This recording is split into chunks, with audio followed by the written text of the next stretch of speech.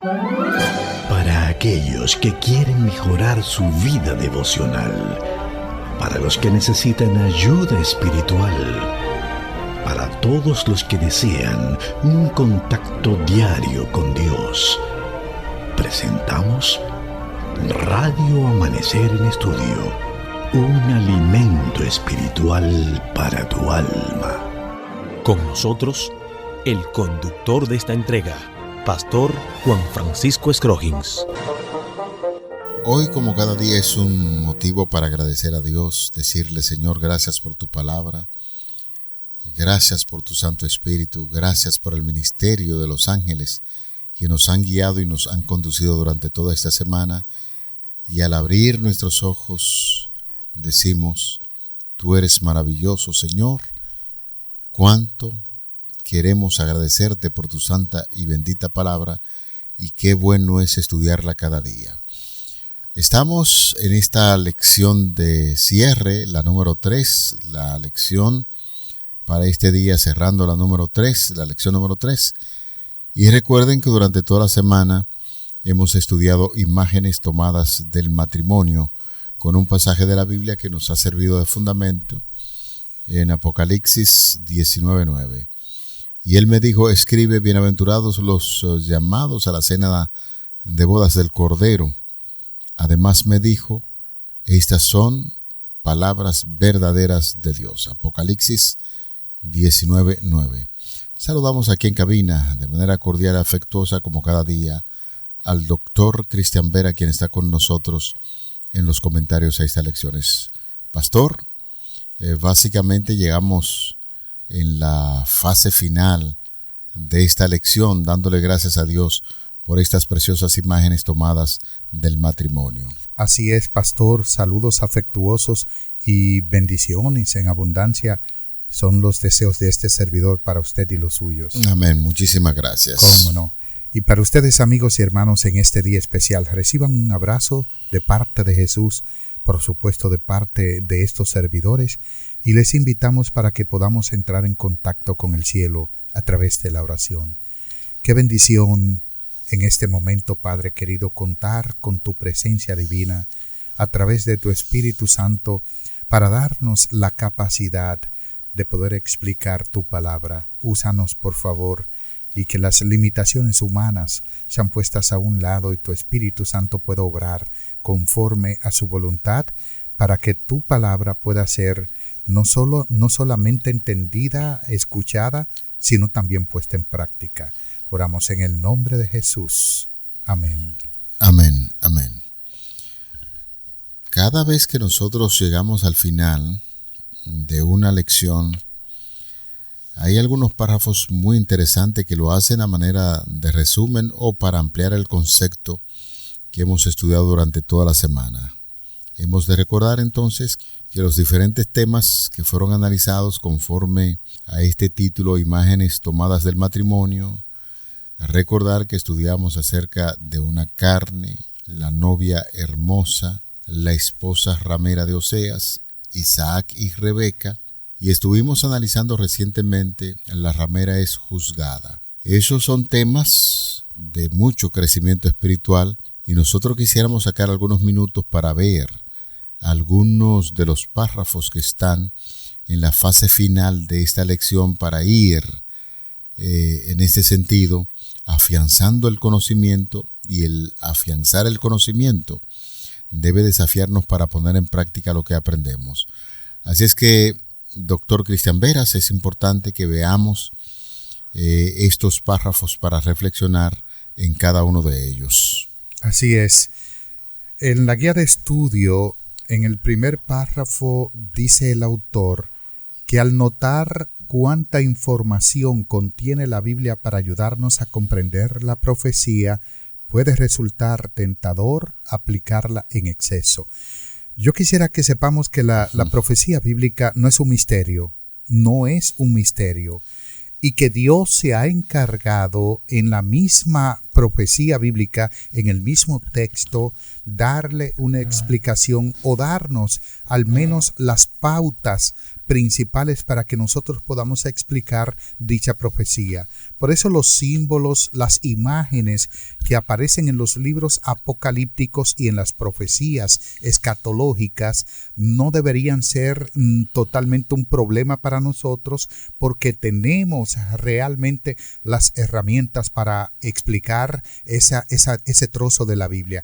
Un ejemplo de ello es el libro de Daniel. En Daniel capítulo 8, usted lo puede leer ahí tranquilo en su casa y vas a notar que hay imágenes, un cordero asimétrico, y entonces les va dando otros animales, pero usted deberá notar que son animales limpios, o sea, animales que eran sacrificados en el santuario, porque en Daniel 8 se va a hablar del día de la expiación. En Daniel 7 hay animales impuros como una bestia terrible, espantosa, fea, porque no tiene que ver con expiación. Hay un juicio, y en el capítulo 7 de hecho hay un juicio al cuerno pequeño, y quisiera que ustedes sepan que el cuerno pequeño es un falso sistema de adoración que surge por el 538 con la fuerza que le caracteriza hasta 1798. Otro ejemplo es Apocalipsis, y yo quisiera llevarlos ahí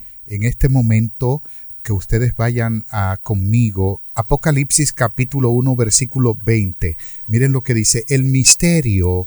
¿Qué cosa, pastor? El misterio de las 7 estrellas que has visto en mi diestra y de los 7 candeleros de oro. Las 7 estrellas son los ángeles de las iglesias, de las 7 iglesias. Y los 7 candeleros que has visto son las iglesias. ¿Acaso no está explicado aquí? Claro que sí. Lo primero que dice es que los candeleros de oro, las 7 estrellas, son los ángeles de las 7 iglesias, y los 7 candeleros son las 7 iglesias. En la Biblia, Salmo 119, 105 dice: lámpara es a mis pies tu palabra y lumbrera mi camino. Está compara la iglesia con una luz, compara el Espíritu Santo como una luz que alumbra y que guía. Cristo también es comparado con una luz, y ya vemos entonces que son pautas que da para su interpretación en el mismo texto profético. Pastor, usted estuvo leyendo la primera parte del párrafo, y debo confesarle que me llamó poderosamente la atención cuando decía que puede resultar tentador aplicar la profecía en exceso. Y he tratado le estoy dando vuelta y pensando cómo se puede aplicar la profecía en exceso, y nos hemos encontrado con tantas personas que al estudiar la profecía y ven la forma correcta, como que quieren exagerar algunos de los mandatos que están ahí, y es muy peligroso el aplicar cosas en exceso en la Biblia.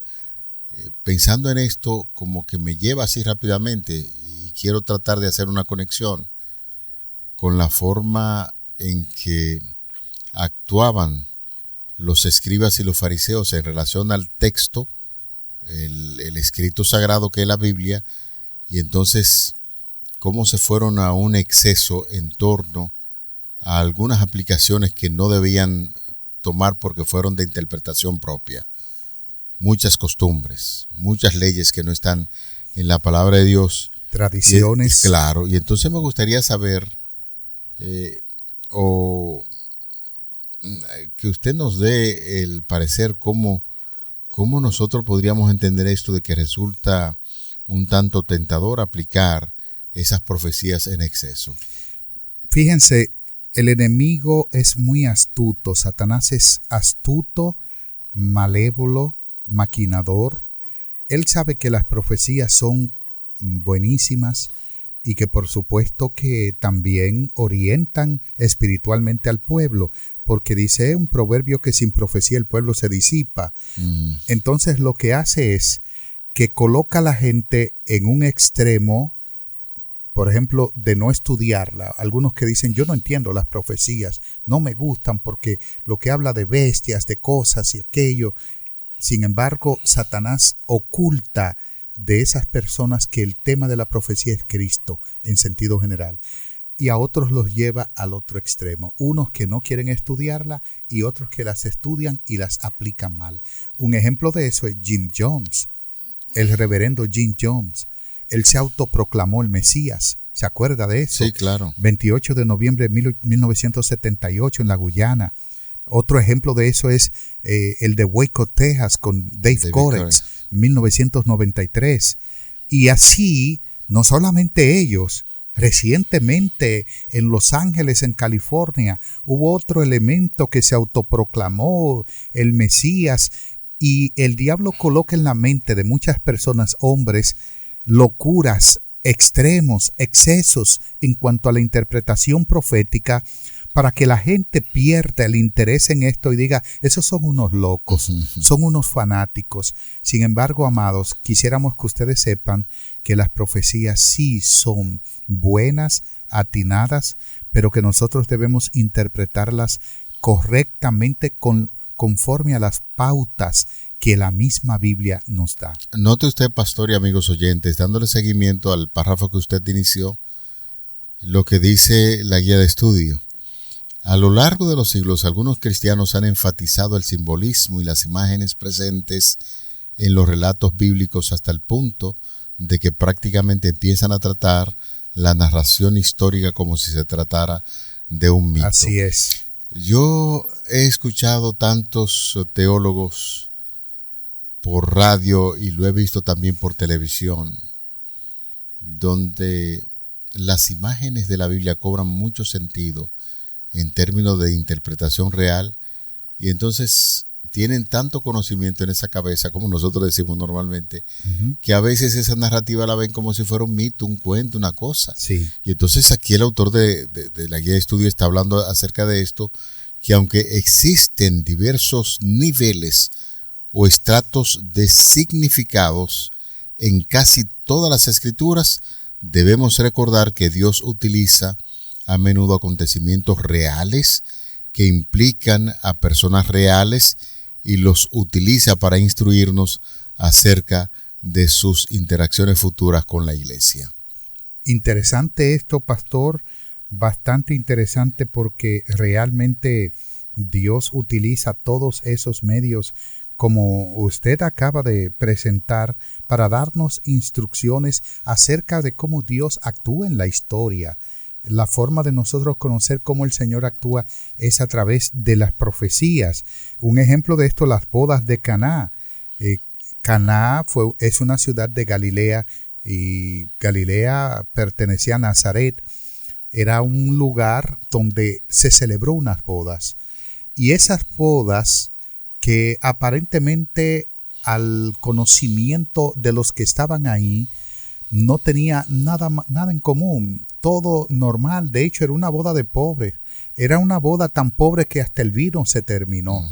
Sin embargo, ahí se vio que Jesús era el Mesías prometido, porque ahí efectuó su primer milagro. Y ahora vemos que el primer milagro de Jesús es en una boda.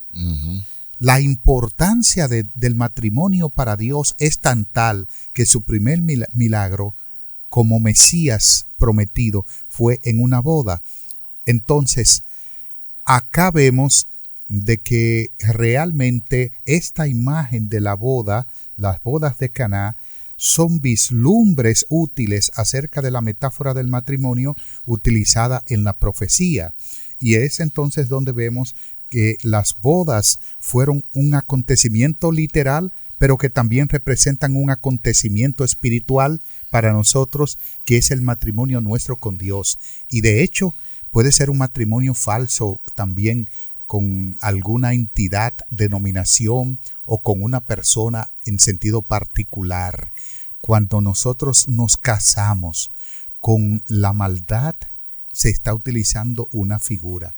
Se está haciendo una imagen del matrimonio.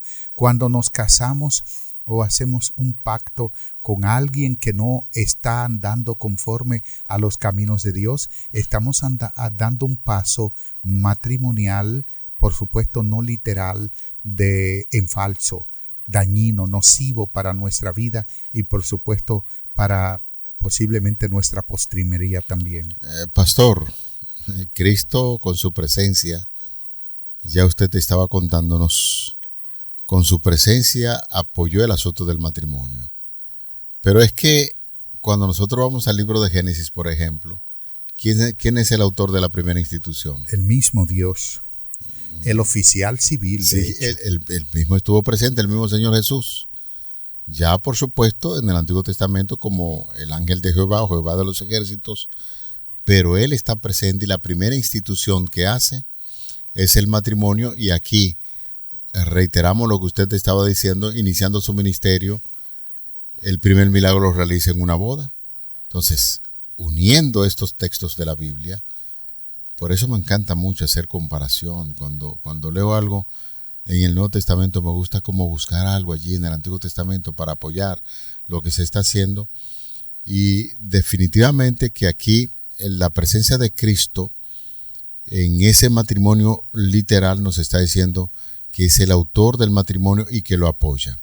Una preguntita, siento que este milagro de Jesucristo se hace en unas bodas, la boda de Caná. Resultó que usted acaba de decirnos que podría ser un matrimonio tan pobre que se acabó el vino. Y entonces la madre tuvo que acudir a Cristo Jesús para que, bueno, Señor, se acabó el vino. ¿Qué puedes hacer por nosotros? De manera muy cortés, la madre le explica y entonces Jesús lo que hace es el milagro que el agua la convierte en vino.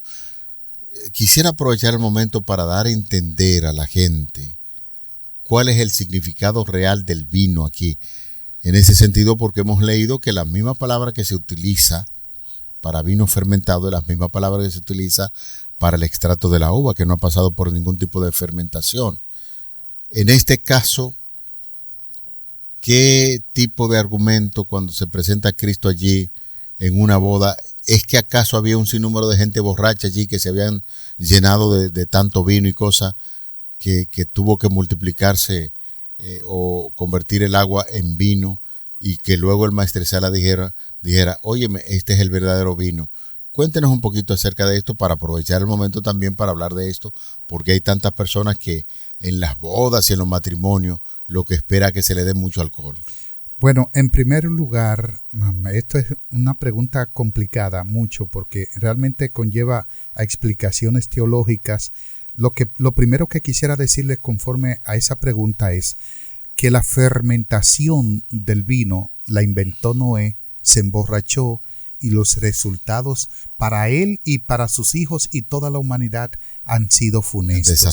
Desastrosos. Dios no inventó la fermentación de las frutas. Las uvas son una buena fruta, muy apreciada, muy beneficiosa para la salud, pero son las uvas. El maíz, que también se fermenta, es muy importante y beneficioso para el ser humano, pero también cuando se fermenta es nocivo. La caña, el arroz y otros productos agrícolas que se fermentan son nocivos. La fermentación del vino ha sido para la humanidad desgracia. Y lo primero que nosotros debe llegar a nuestra mente es cuántas muertes vienen detrás del alcohol, de la embriaguez. ¿Cuántos matrimonios se separan? ¿Cuántos matrimonios rotos? ¿Cuántos hijos que se quedan sin padres, traumados por las consecuencias de todo eso? Lo segundo es que de las bodas de Caná, el texto no dice que se emborracharon. Y yo dudo que mi Señor, mi Dios, el Dios que cuida la vida, yo dudo que haya propiciado y proporcionado algo en ese momento que dañara la salud y las vidas de las personas. Eso es así. Cuando usted hay un anuncio comercial que sale y dice, el alcohol, ¿qué cosa, pastor? Es perjudicial para la salud. Ay, si Dios lo sabía y Cristo como Dios lo sabía, ¿creen ustedes que Él iba a hacer un vino alcoholizado para esa gente? No, jamás. Definitivamente que no. Usted me puede buscar que mire, el mismo texto, la misma palabra para vino fermentado y no fermentado es la misma, sí, eso es cierto. Usted me puede buscar también que la misma palabra que se utiliza para prueba y tentación es el mismo término, es cierto, pero se desvían en el camino. No estamos hablando en español, estamos hablando en términos de otros idiomas donde tal vez intentamos hacer un neologismo, o sea, un préstamo lingüístico, y esto no es posible. Repito, y con esto finalizo el comentario, lo que tiene que ver con las bodas de Caná, sería muy fácil percibir de que Cristo no propició un vino fermentado. ¿Y saben por qué? Porque el vino en las profecías bíblicas, tanto en el Apocalipsis como en los libros de Daniel, Isaías, Jeremías, Ezequiel, se utiliza el vino como algo nocivo y que afecta y embrutece el entendimiento del ser humano. Y es evidente que Dios nunca ha propiciado algo mal. Definitivamente usted estudia los escritos sagrados, las escrituras en el Antiguo Testamento. Dios daba órdenes muy claras y específicas, madres, esposas, futuras madres, y decían: evite el vino. En el libro Proverbios capítulo 20, el vino es escarnecedor, la sidra es alborotadora, y todo aquel que por ello yerre no será sabio. Y así usted puede buscar todos los pasajes de la Biblia. Y me gustó mucho, pastor, que usted dice: mi Dios, que siempre es el autor de la unión, del matrimonio, de la armonía. Óigame, no va a ser un vino fermentado donde se sabe que la gente bajo los efectos del alcohol comete diabluras. Y lo hemos visto constantemente en tiempos modernos. El deseado de todas las gentes. En la página número 127, la presencia de Cristo y su palabra fue de gran bendición. La palabra de Cristo proporcionó una amplia provisión para la fiesta. Así de abundante es la provisión de su gracia para borrar las iniquidades de los hombres y para renovar y sostener a cada alma, a cada persona. Deseado de todas las gentes, página número 127. Así es, pastor. En el Evangelio de Juan, el capítulo 2, versículos 1 al 11, hay elementos aquí en el Evangelio de Juan que prefiguran la futura obra de Cristo. O sea, en esa boda de Caná de Galilea, hay elementos que prefiguran la futura obra de Cristo, y hay comentaristas que hablan de la forma deliberada en la que Juan lleva a sus lectores hacia la cruz. Es decir, las bodas de Caná de Galilea no fueron escritas para que nosotros simplemente viéramos un milagro mesiánico y supiéramos que Jesús había convertido el agua en vino. No, no es solamente eso, sino que está prefigurando la relación de Cristo con su iglesia, porque es importante que en las bodas de Caná Jesús asistió, honrando una boda como igual que el Génesis, honrando el matrimonio, porque es la relación típica donde Dios prefigura su relación con la iglesia. Entonces aquí hay una pregunta para usted, pastor. ¿Qué nos enseña acerca del plan de salvación o sobre la fiesta de bodas que se ha prometido al Hijo de Dios? Pero nosotros en esta semana hemos estado hablando acerca de la relación que hay entre el matrimonio literal que se da en esta tierra y la relación que Dios tiene con su iglesia, que es una relación de esposo-esposa. De manera que nosotros somos la esposa y estamos casados con el gran amor, y ese amor nuestro es Cristo Jesús. Amén. Eso pude captarlo en esta semana. Es una imagen, el matrimonio es una imagen de la relación que Dios quiere tener con su pueblo, con su iglesia, en el cual se incluye este servidor, usted y todos los amigos también. Yo le voy a hacer otra pregunta, y es difícil, complicada, pastor. ¿Cuántas esposas dice la Biblia que tuvo Abraham antes de Sara morir? Bueno, hay dos esposas que fue Sara, en este caso Sarai, y la esclava que era Agar. Así es. Pero lo que me llama la atención es que cuando se le hace la promesa a Abraham de nuevo, le dice: con Sara, tu esposa, tu única. No hace mención de la esclava, porque Dios no reconocía ese matrimonio, sino el matrimonio que hizo él con Sara. El apóstol Pablo en Gálatas dice que la promesa era con el hijo de Sara, no con el hijo de la esclava. Pero es que el Señor no lo conocía como nunca lo reconoció nunca como lo matrimonio. reconoció, lo apoyó, claro, después que se hizo el error, no la dejó sola. Y al hijo que nació de esa relación, pero el único que estaba reconociendo era el matrimonio con Sara. Eso habla del gran amor de Dios. Sí, por supuesto. Aún así, el fruto de esa relación, o sea, la persona que nazca, es amada por Dios y respetada. Pero mi pregunta gira, pastor. Abraham tuvo 2 esposas. ¿Cuántas esposas tuvo Jacob? 4 esposas. 4 esposas con las cuales tuvo hijos, 12 hijos. Así es. Y una hembrita. Correcto. Note que hay un extremo entre el abuelo y el nieto. Pero el hijo, ¿cuántas esposas tuvo? Una. ¿Y a quién toma como ejemplo de matrimonio la Biblia y el autor de la guía de estudio? Estamos estudiando esta semana que a Rebeca. A Isaac con Rebeca. y Rebeca. El matrimonio de Abraham no fue un ejemplo para nosotros.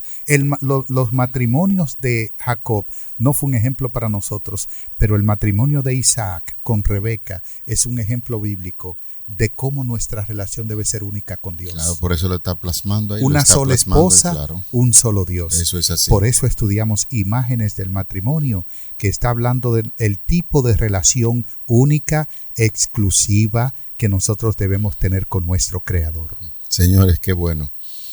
Esta ha sido la lección de cierre de la lección número 13. Agradecemos a Dios, agradecemos a ustedes por acompañarnos. Vamos a orar. Gracias, Padre, porque tu iglesia está casada con Cristo Jesús. Esperamos que así como el Señor siempre es fiel, que ama a su esposa, que ama a su iglesia, nosotros podamos amarle a Él también profundamente. Amén. Y que las lecciones aprendidas podamos siempre ponerla en práctica. Te lo pedimos en el nombre glorioso de Jesús, tu Hijo amado. Amén. Amén. Para aquellos que quieren mejorar su vida devocional, para los que necesitan ayuda espiritual, para todos los que desean un contacto diario con Dios, hemos presentado Radio Amanecer en Estudio, un alimento espiritual para tu alma.